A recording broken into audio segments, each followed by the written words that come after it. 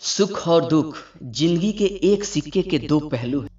एक सेठ की कहानी जो हताश होकर आत्महत्या करने की कोशिश करता है, तभी उसे एक संत रोक लेते हैं और जीवन में सुख और दुख दोनों का समान भाव से देखने का ज्ञान देते हैं। काली अंधेरी रात में एक व्यक्ति नदी में कूदकर आत्महत्या करने का विचार कर रहा था। वर्षा के दिन थे और नदी पूरे उफान पर थी। आकाश में बादल घिरे थे और रह रहकर बिजली चमक रही थी। वो शख्स काफी धनी था, लेकिन अचानक कुछ घाटे से उसकी सारी संपत्ति चली गई थी। उसके भाग्य का सूरज डूब गया था। चारों ओर निराशा ही निराशा थी। दूर दूर तक भविष्य कहीं नजर नहीं आ रहा था। उसे कुछ सूझ नहीं रहा था अब वो क्या करे। तो उसने स्वयं को समाप्त करने का विचार कर लिया।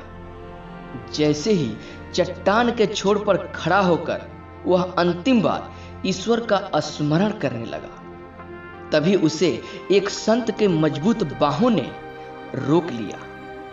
बिजली की चमक में उसने देखा कि एक वृद्ध साधु उसे पकड़े हुए है। उस वृद्ध ने उससे निराशा का कारण पूछा और किनारे लाकर उसकी सारी कथा सुनी। फिर हंसकर बोले, तो तुम ये स्वीकार करते हो कि तुम पहले सुखमय जीवन में थे?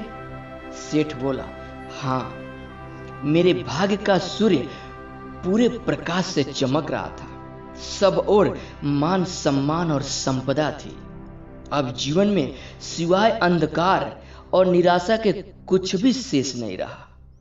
वृद्ध साधु फिर हंसे और बोले, दिन के बाद रात्रि है और रात्रि के बाद दिन।